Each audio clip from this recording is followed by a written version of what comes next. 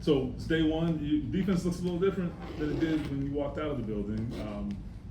Is there a vibe? I don't know. For sure. I would just say, just a new year, fresh start. Back at the bottom of the mountain. New group of guys, new year. Got to earn it all over again, for good and for bad. So, it's good to have some new blood in there. Guys from different backgrounds, different perspectives, as well as some guys that have been here to keep carrying the torch and trying to push that defense over the edge. So. As a player, obviously you're focused on your own defense. Were you aware of what Lou's done with Cincinnati's defenses before they hired him? To be honest with you, no, I wasn't, that familiar. Now I'm a huge fan of, guys that Cincy's had, like Jesse Bates. That's a good friend of mine. DJ Reader, knew him since he was in Clemson. As well as a few others. So I've been a fan of players over there, but just the more I've had to obviously sit, talk with Lou, talk with Bettcher, watch the film on my own, go back, watch last year, watch 2023.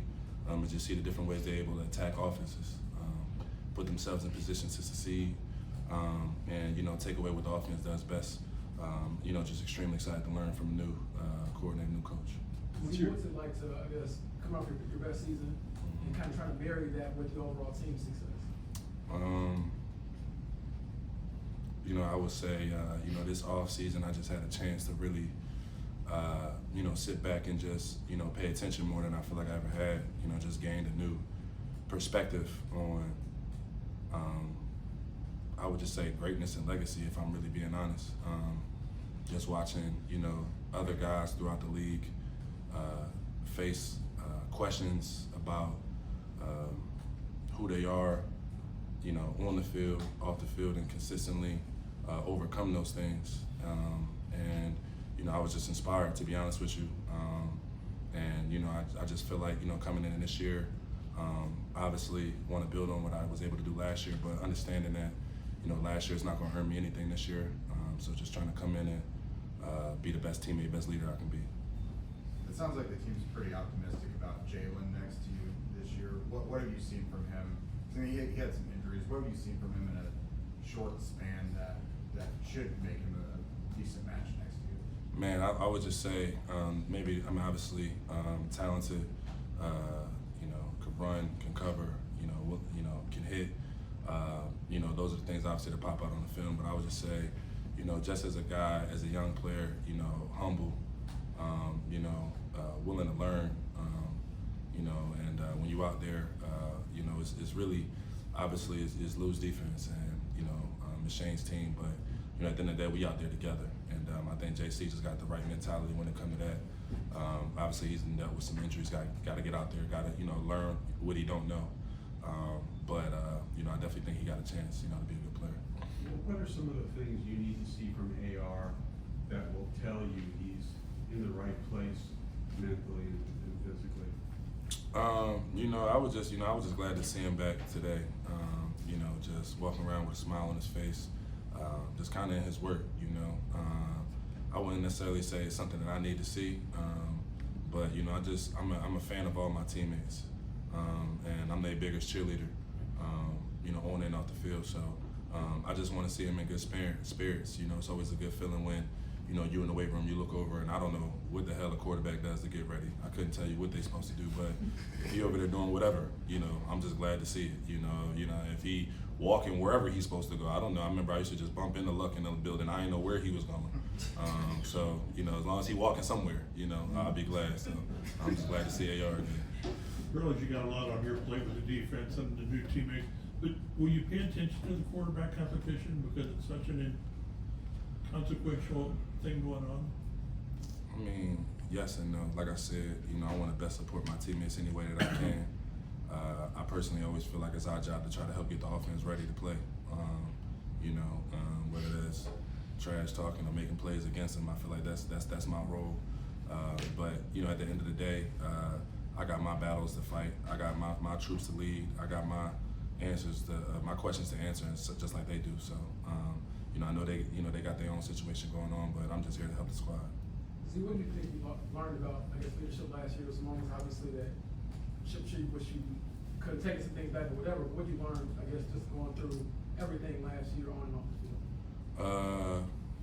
I would just say, you know, in general, you know, I had a few conversations last year towards the end, and it was just, you know, don't let the outside stuff affect the inside stuff. I feel like, you know, for me personally, it's, you know, it's nothing that pretty much y'all can say, anybody can say, to rattle who I am, how I feel about myself, my mentality when I'm on that field. Like, you know, I play with a certain energy, a certain mentality.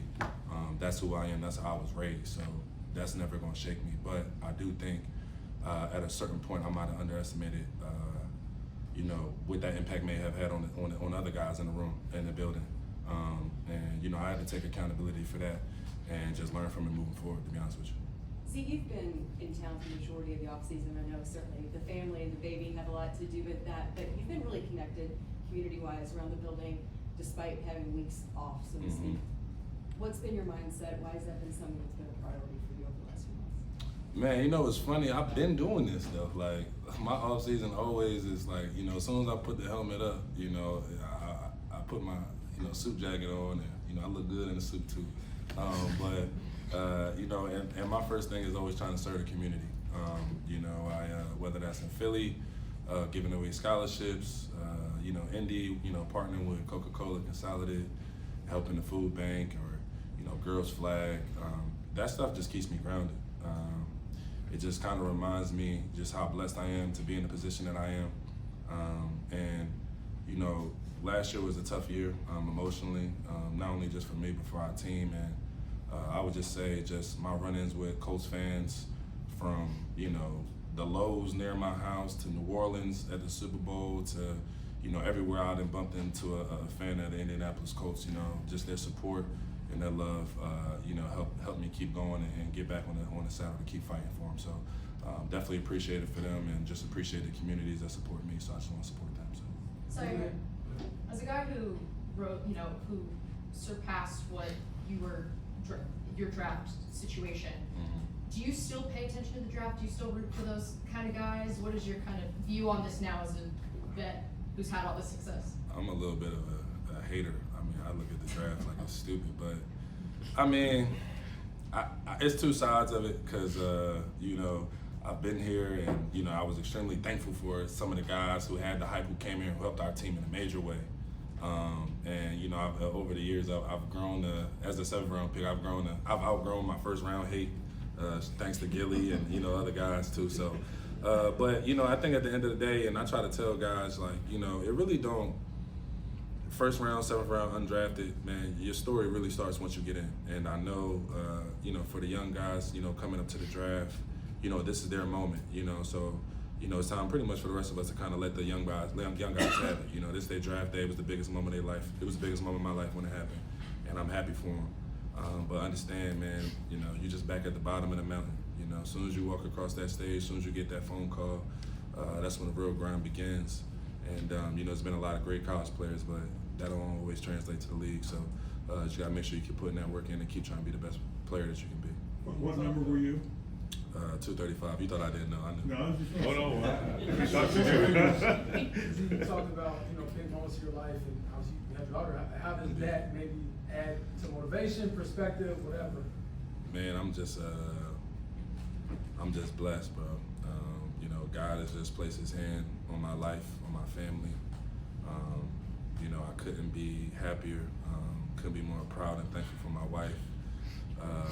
And you know, like I said, it just puts a lot of things in perspective. You know, obviously, growing my family. You know, growing up, I was just talking to somebody in the locker room. You know, growing up, I didn't really have, you know, a family. I had my cousins, and you know, we did our best and stuff. But you know, just be able to have my own family unit, my own support group at home. You know, like I said, they keep me grounded. They support me. They with me through whatever highs and lows. So it's definitely a battery in my back to keep going and keep being the best version of myself. So.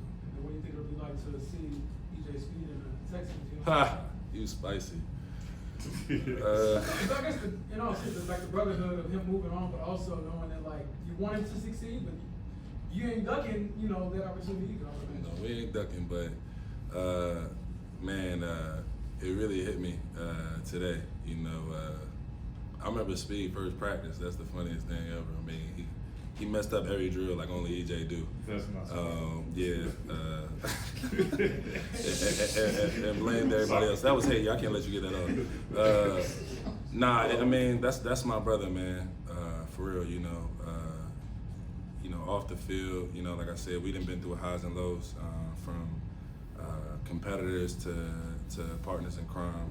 Obviously, our relationship is deeper than, you know, us just really being on the same team. Obviously, I know this is a business, and you know, he got to do what's best for him and his family. I told him that from the beginning of last year. Like, look, my goal for you is, you know, my hope for him was to, you know, be able to put his family in a position to where they'd be good forever. So, obviously, he got to chase that goal and do what he got to do his best.